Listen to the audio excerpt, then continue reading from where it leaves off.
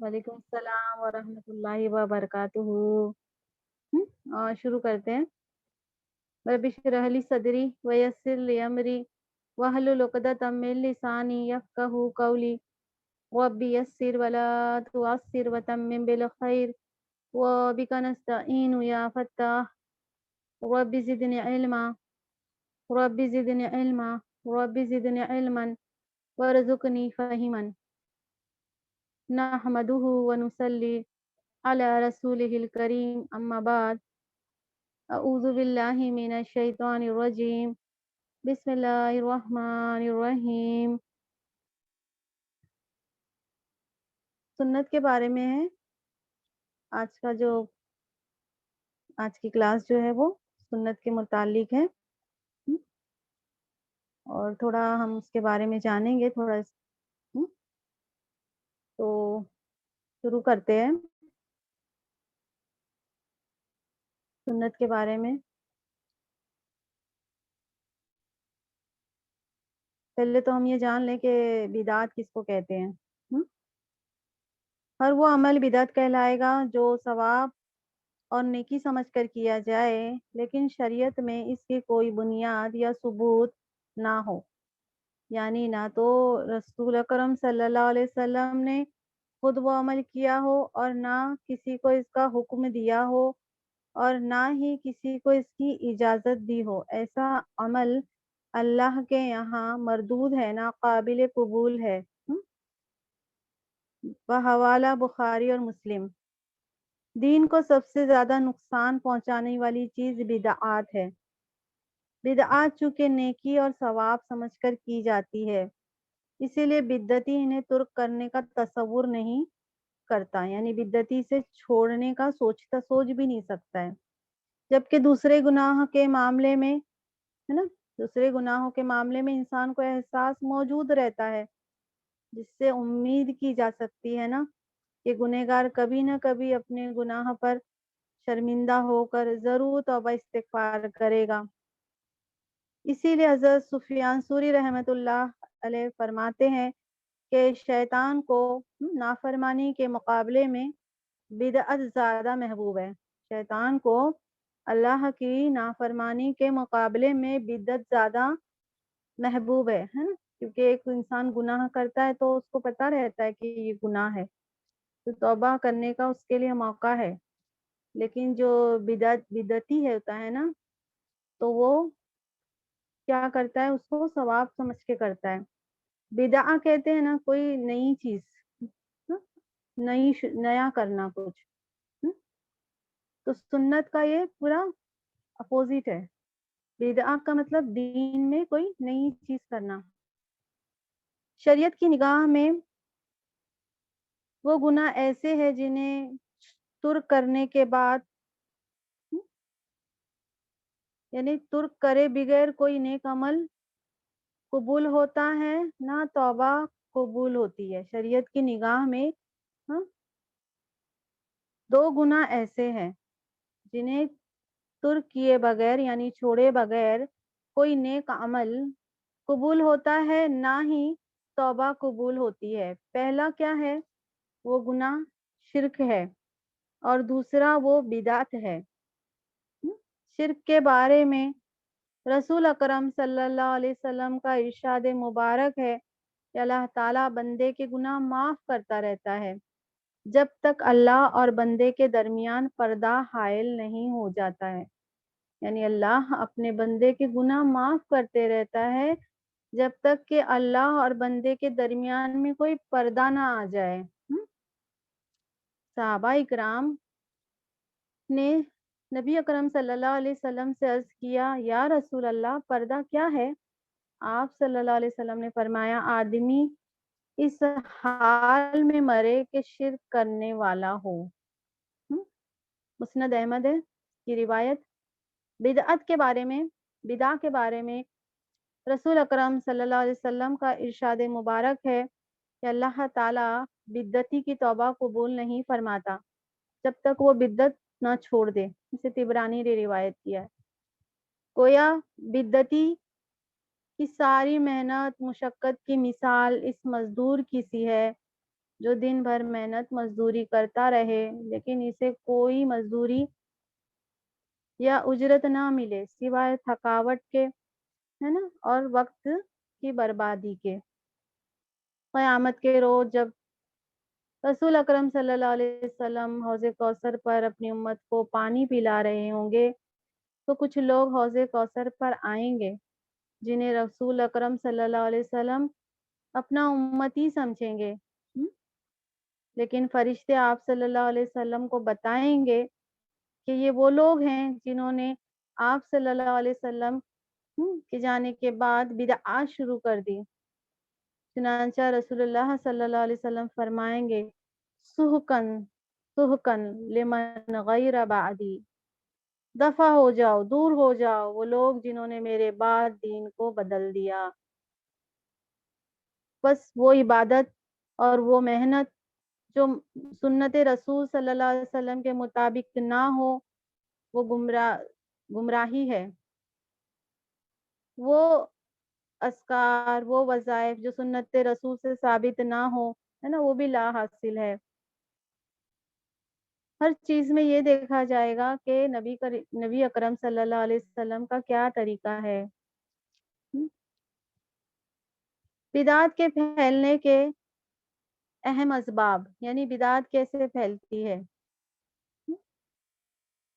इसके बारे में जानते हैं। बिदअत की अहमियत के पेश नज़र के बारे में बताते हैं कि हमारे मुआशरे के एक बड़ा तिबका है ना, जिनका अकायद और आमाल की बुनियाद है ना ज़ईफ़ और मौजू रिवायात पर है। चुनांचा उन्होंने अपने गैर मसनून यानी सुन्नत के अलावा कुछ ऐसे अमल है जिसको दीन की सनद मुहैया करने के लिए बिद्दत को क्या कह दिया, बिद्दत हसना और बिद्दत सैया में तकसीम कर रखा है। और यूं वो किताब और सुन्नत की तालीम से कैसे, जो वाकिफ नहीं है ना लोग, जो किताब और सुन्नत नहीं जानते हैं, हाँ, तो ये इनको ये बताया कि बिद्दत तो वाकई गुनाह है, बिद्दत सैया जो है ये तो वाकई गुनाह है, लेकिन बिद्दत हसना नेकी है, सवाब का काम है, जबकि असल में हकीकत ये है कि रसूल अकरम सल्लल्लाहु अलैहि वसल्लम ने तमाम बिदअत को गुमराही करार दिया है। कुल्लु बिदअ ज़लाला, कुल्लु मुहदसा बिदअ, कुल्लु बिदअ दलाला, कुल्लु दलाला फिन्नार। हर बिद्दत गुमराही है, इसमें कोई कैटेगरी नहीं है, बिद्दत हसना बिद्दत सैया ये नहीं है। गौर फरमाइए, अगर नमाज मगरिब की 2 सुन्नतों की बजाय 3 सुन्नतें पढ़ी जाए तो क्या ये बिद्दत हसना होगी या दीन में तब्दीली तस्वुर की जाएगी। ये भी ध्यान रहे कि बिद्दत हसना के चोर दरवाजे ने दीन में बिदात को फैलाने और उसको राइज करना में से सबसे ज्यादा अहम किरदार अदा किया है। यानी कोई भी काम करना है और ये बताकर कि ये नेकी का काम है और असल में वो आप सल्लल्लाहु अलैहि वसल्लम के अमल से साबित नहीं है, तो ये चीज ने क्या कर दिया है, लोगों ने इसको इस तरीके का नाम देकर कि ये बिद्दत हसना है। मुख्तलिफ मसनून इबादत के मुकाबले में, मसनून इबादत के मुकाबले में गैर मसनून यानी सुन्नत से जो साबित नहीं है, मन घड़त इबादत को जगह देकर बिल्कुल एक नए दिन की इमारत खड़ी कर दी गई है। पीरी मुरीदी के नाम पर विलायत खिलाफत हर चीज के नाम पर क्या कर दी गई है, नया ही कुछ बिदा शामिल कर दी गई है।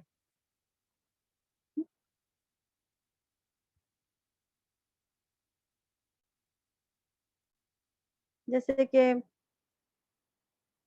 बहुत सारी ऐसे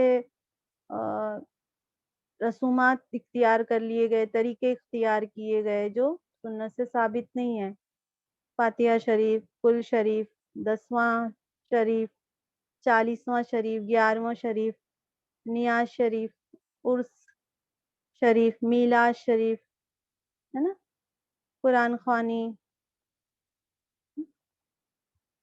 اور بہت ساری غیر مسنون جو سنت سے ثابت نہیں ہے، اس کو عبادت کا درجہ دے دیا گیا ہے۔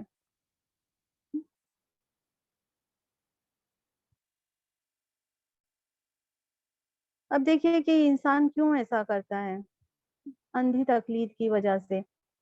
ان پڑھ اور جاہل عوام کی کثیر تعداد محض اپنے آبا و اجداد کی تقلید میں ہاں غیر مسنون یعنی سنت کے علاوہ دوسرے اعمال انجام دیتے ہیں اور بدعات میں پھنسے ہوئے ہیں، اور یہ سوچنے کی ذرا بھی زحمت گوارا نہیں کرتے ہیں، یعنی یہ ذرا بھی یہ سوچتے نہیں ہے کہ ان اعمال کا دین سے کیا تعلق ہے۔ ایسے لوگوں کی ہر زمانے میں یہی دلیل رہی ہے۔ وہ کیا کہتے ہیں کہ ہم نے اپنے آبا و اجداد کو ایسے کرتے ہوئے پایا ہے، لہٰذا ہم ایسا ہی کر رہے ہیں۔ بعض لوگ علماء سو کی تقلید میں بدعات کی زنجیروں میں جکڑے ہوئے ہیں۔ بعض لوگ اپنے حکمرانوں کی، لیڈروں کی، جن کے زیادہ تر جو حکمران ہیں نا وہ دینی عقیدے ان کو پتہ ہی نہیں ہے، ان کی تقلید میں مزاروں پر کیا کرتے ہیں، حاضری دیتے ہیں، فاتحہ خوانی کرتے، قرآن خوانی، میلاد، برسیوں جیسی بدعات میں شریک ہو جاتے ہیں۔ اور لوگ رسم و رواج کی تقلید میں کیا کر لیتے ہیں، بدعات اختیار کیے ہوئے ہوتے ہیں۔ بزرگوں سے عقیدت میں بھی حد سے آگے بڑھ جانا ہمیشہ دین میں بگاڑ کا باعث بنتا ہے۔ یعنی بزرگوں سے عقیدت رکھنی چاہیے لیکن حد سے آگے نہیں بڑھنا چاہیے، وہ دین میں بگاڑ کا سبب بنتا ہے۔ اللہ تعالیٰ کے متقی اور صالح بندوں کی صحبت اختیار اور محبت نہ صرف جائز ہے بلکہ دینی نقطہ نظر سے بھی کیا ہے، یہ ہونا چاہیے، ہے نا۔ اللہ کے نیک متقی جو بندے ہیں ان سے محبت دلی لگاؤ ہونی چاہیے، لیکن یہ جب محبت اندھی عقیدت کا رنگ اختیار کر لیتی ہے نا تو ان بزرگوں کی یعنی ان بزرگوں نے تو سنت کے مطابق زندگی گزاری ہوگی، ان کے جانے کے بعد انہی کے نام کو لے کر ایک نئی چیزیں لوگوں میں پھیلائی جاتی ہے اور یہ بتایا جاتا ہے کہ یہ سب ان صوفیہ اکرام نے کیا ہے۔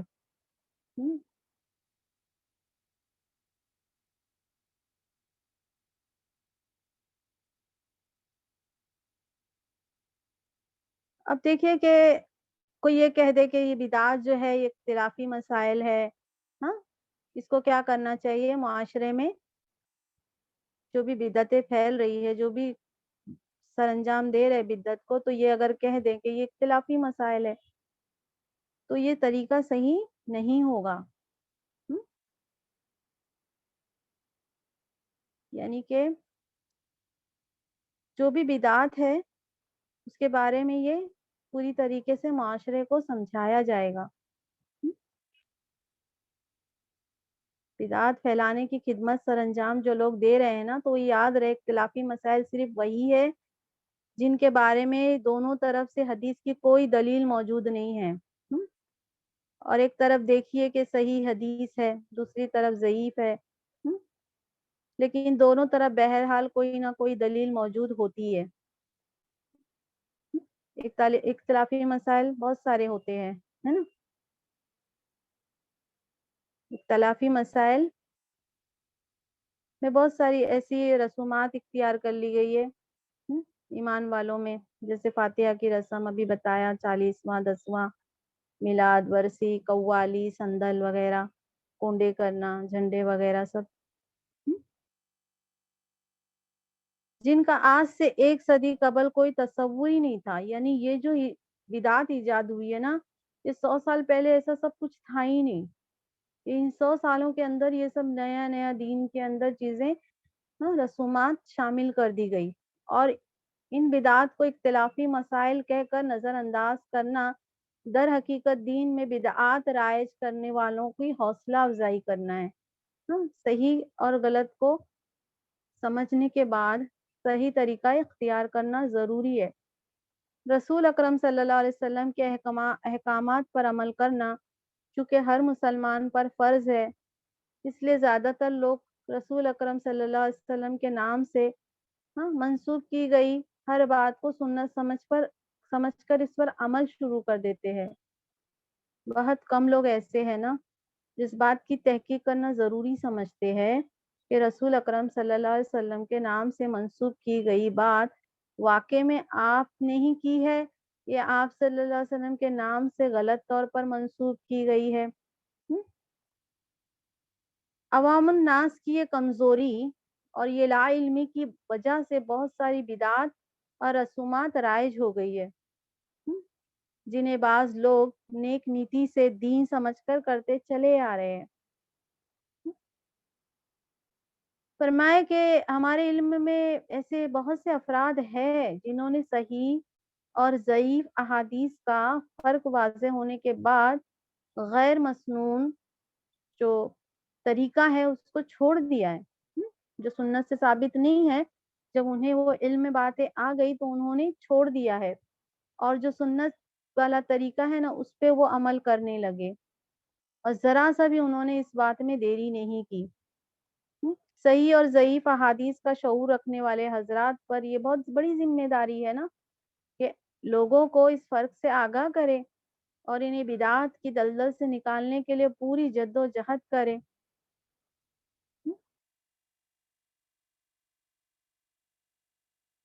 تو فرمایا کہ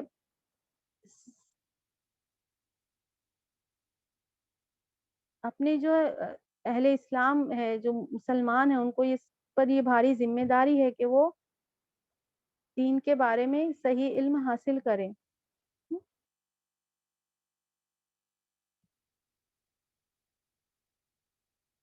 آپ صلی اللہ علیہ وسلم نے کیا فرمایا؟ آپ صلی اللہ علیہ وسلم کا ارشاد مبارک ہے، جس نے جان بوجھ کر میری طرف کوئی جھوٹ بات منسوب کی وہ اپنی جگہ جہنم میں بنا لے۔ نبی اکرم صلی اللہ علیہ وسلم کا ارشاد مبارک ہے کہ جس نے جان بوجھ کر میری طرف کوئی جھوٹی بات منسوب کی وہ اپنی جگہ جہنم میں بنا لے۔ صحیح مسلم میں ہے یہ۔ تو پس عوام کی رہنمائی کرنے والوں کا فرض ہے کہ مکمل تحقیق کے بعد صحیح سنت سے ثابت جو ہے وہ مسائل لوگوں کو بتائے، اور عوام کا فرض کیا ہے کہ وہ رسول اکرم صلی اللہ علیہ وسلم کے نام سے منسوب ہر بات کو سنت سمجھ کر نہیں اپنائیں، جب تک کہ اس بات کا پورا مکمل اطمینان نہ کر لے کہ آپ صلی اللہ علیہ وسلم کے نام سے منسوب کردہ بات صحیح کتنی ہے، اس کے صحیح علم کو جاننے کی کوشش کریں۔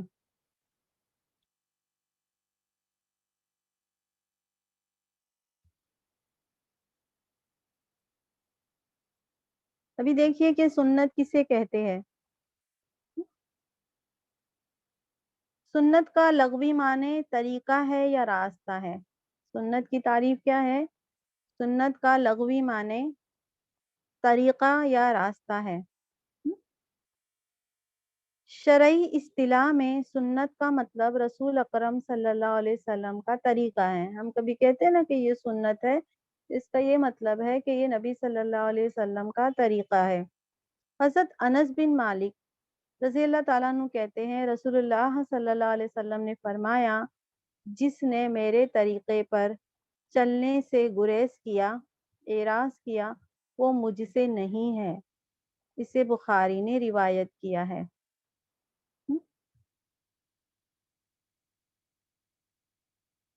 حضرت طلحہ بن عبداللہ بن عوف رضی اللہ تعالیٰ عنہ کہتے ہیں میں نے حضرت عبداللہ بن عباس رضی اللہ تعالیٰ عنہ کے پیچھے نماز جنازہ پڑھی تو انہوں نے اس میں سورہ فاتحہ پڑھی اور فرمایا میں نے یہ اس لیے پڑھی ہے تاکہ لوگوں کو علم ہو جائے کہ یہ نبی اکرم صلی اللہ علیہ وسلم کا طریقہ ہے۔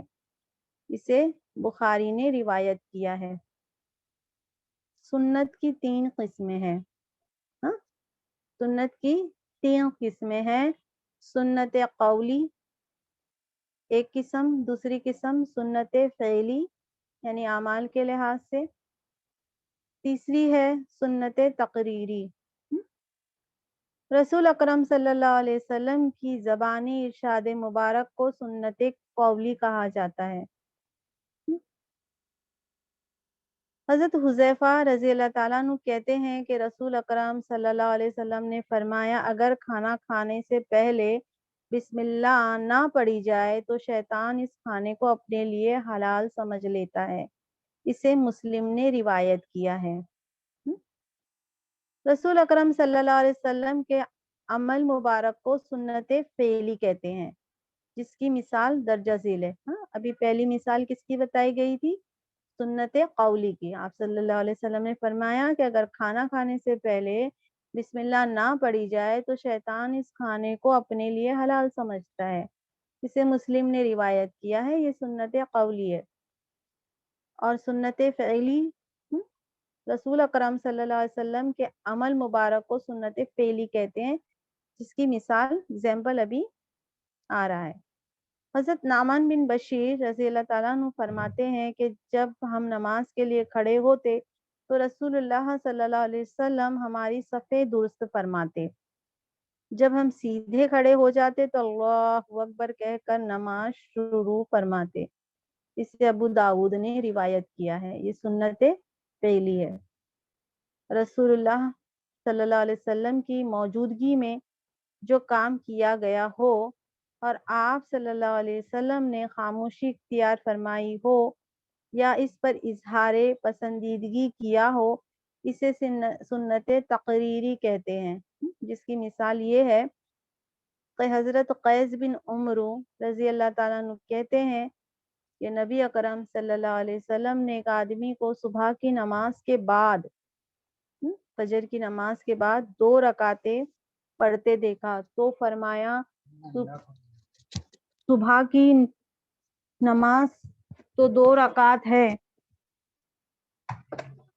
اس آدمی نے جواب دیا، میں نے فرض نماز سے پہلے کی 2 رکعتیں نہیں پڑھی تھی، لہٰذا اب پڑھی ہے۔ رسول اللہ صلی اللہ علیہ وسلم یہ جواب سن کر خاموش ہو گئے، یعنی اس کی اجازت دے دی۔ اسے ابو داؤد نے روایت کیا ہے۔ سنت جو ہے وہ قرآن مجید کی روشنی میں دین کے معاملے میں رسول اکرم صلی اللہ علیہ وسلم کے حکم کی اطاعت کرنا فرض ہے۔ دین کے معاملے میں رسول اکرم صلی اللہ علیہ وسلم کے حکم کی اطاعت کرنا فرض ہے۔ اے وہ لوگوں جو ایمان لائے ہو، اللہ تعالیٰ اور اس کے رسول کی اطاعت کرو اور بات سن لینے کے بعد اس سے منہ نہ موڑو۔ سورہ انفال آیت نمبر 20۔ وَأَقِیمُوا الصَّلَاةَ وَآتُوا الزَّکَاةَ وَأَطِیعُوا الرَّسُولَ لَعَلَّکُمْ تُرْحَمُونَ۔ نماز قائم کرو اور زکوٰۃ دو اور رسول کی اطاعت کرو، امید ہے کہ تم پر رحم کیا جائے۔ سورہ نور آیت نمبر 56 میں ہے۔ مَن یُطِیعِ الرَّسُولَ فَقَدْ اطاع اللَّہِ وَمَن تَوَلَّیٰ فَمَا أَرْسَلْنَاکَ عَلَیہم حَفِیظًا۔ جس نے رسول اللہ کی اطاعت کی، اس نے دراصل اللہ تعالیٰ کی اطاعت کی، اور جس نے رسول کی اطاعت سے منہ پھیرا، اس کا وبال اسی پر ہوگا۔ ہم نے آپ کو ان پر نگہبان بنا کر نہیں بھیجا ہے۔ سورہ نساء آیت نمبر 80 میں ہے۔ تو فرمایا کہ دین کے معاملے میں رسول اکرم صلی اللہ علیہ وسلم کے حکم کی اطاعت کرنا فرض ہے، اور قرآن کریم کی بہت ساری آیتیں اس کے بارے میں نازل ہوئی ہے۔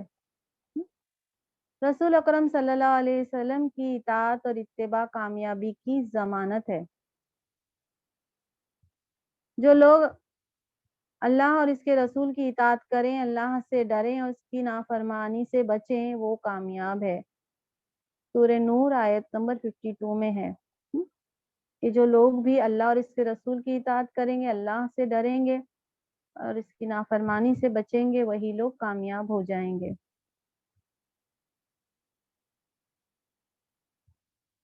गुनाहों की मगफिरत रसूल अकरम सल्लल्लाहु अलैहि वसल्लम के इत्तिबा के साथ है, शर्त है।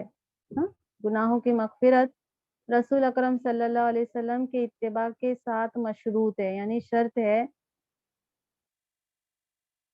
कुरान करीम की आयत है, सूरह आले इमरान की आयत नंबर 31 है, कुल इन कुंतुम तुहिब्बूनल्लाह फत्तबिऊनी युहब्बिकुमुल्लाह व यगफिर लकुम ज़ुनूबकुम वल्लाहु गफूरुर रहीम। ए नबी, इनसे कह दो, अगर तुम हकीकत में अल्लाह से मोहब्बत करते हो, हकीकत में अगर तुम अल्लाह से मोहब्बत का दावा करते हो तो मेरी इत्तिबा करो, अल्लाह तुमसे मोहब्बत करेगा और रसूल की इताअत करने की वजह से अल्लाह तुम्हारे गुनाह माफ कर देगा और वो बड़ा माफ करने वाला और रहम करने वाला है। अल्लाह ताला रसूल अकरम सल्लल्लाहु अलैहि वसल्लम की इताअत करने वाले अल्लाह ताला रसूलुल्लाह सल्लल्लाहु अलैहि वसल्लम की इताअत करने वाले लोगों को लोग क़यामत के दिन नबियों, सिद्दीकीन और शहीदों और नेक लोगों के साथ में होंगे। सूरह निसा आयत नंबर 69 में है। मन युतिल्लाह व रसूला फउलाइका मअल्लज़ीना अनअमा अल्लाहु अलैहिम मिनन नबिय्यीना व सिद्दीकीना व शुहदा व सालिहीन व हसुन उलाइका रफीका।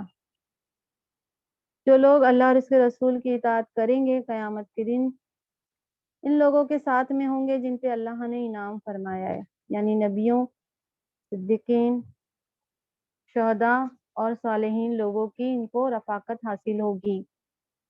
और कितनी अच्छे लोग हैं जिनको मयस्सर आ जाएं, जिनको भी अनबिया अलैहिस्सलातु वस्सलाम, सिद्दीकीन, शुहदा और सालिहीन लोगों का साथ नसीब हो जाए तो कितनी खुशनसीबी की बात है।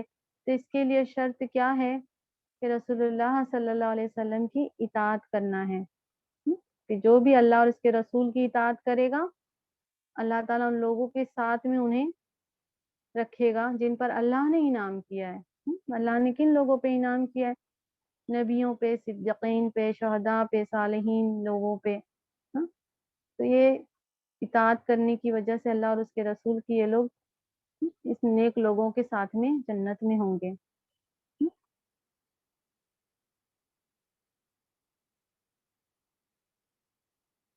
सुन्नत की फजीलत, सुन्नत की इत्तिबा करने वाले को रसूलुल्लाह सल्लल्लाहु अलैहि वसल्लम ने जन्नत की खुशखबरी दी है। हज़रत अबू हुरैरा रज़ियल्लाहु ताला अन्हु कहते हैं, रसूलुल्लाह सल्लल्लाहु अलैहि वसल्लम ने फरमाया, मेरी उम्मत के सारे लोग जन्नत में जाएंगे सिवाय उन लोगों के जिन्होंने इनकार किया। सहाबा इकराम रज़ियल्लाहु ताला अन्हु ने फरमाया कि इनकार मुराद क्या है?